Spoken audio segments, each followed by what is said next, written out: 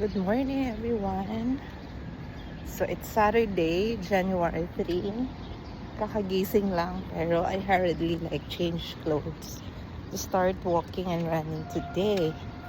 So, grabe, I can feel it. Yung feeling mo talaga na from your vacation, you've gained a lot of weight. Yung feeling na bumigat ka, bloated and all.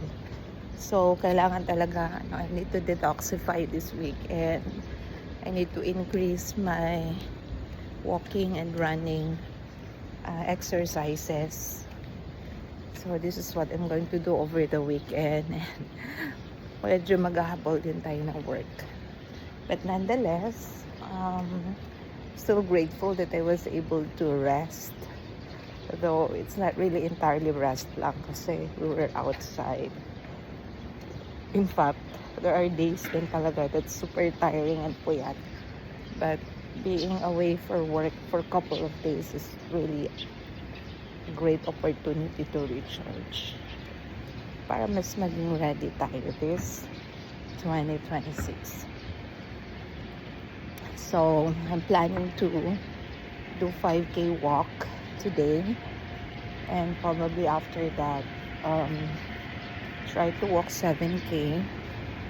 So, ganun yung gagawin ko na mag-i-increase ako ng distance every time I run, or it's either I maintain a certain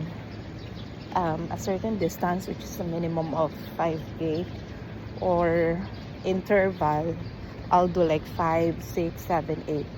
And then on a weekend, I'll try to do 10. So, it's gonna be the goal this 2026. It's either I maintain 5K or I'll add up 1 or 2K more during weekdays. So siguro that would help me in shredding the fats that I've gained this holiday season. For the walk, let's see if I can do more 10K on a daily basis. Not really every day, but at least probably 3 times a week. Minimum 10K. So that's gonna be the goal for 2026. Okay, so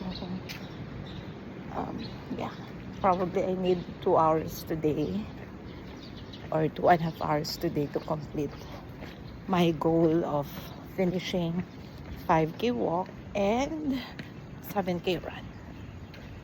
Okay, bye-bye everybody. It's a beautiful Saturday morning. Hindi mainit, hindi rin maulan. At solo ko pa yung takbuhan ko dito sa baba ng condo. Alright, that's it for now. Bye!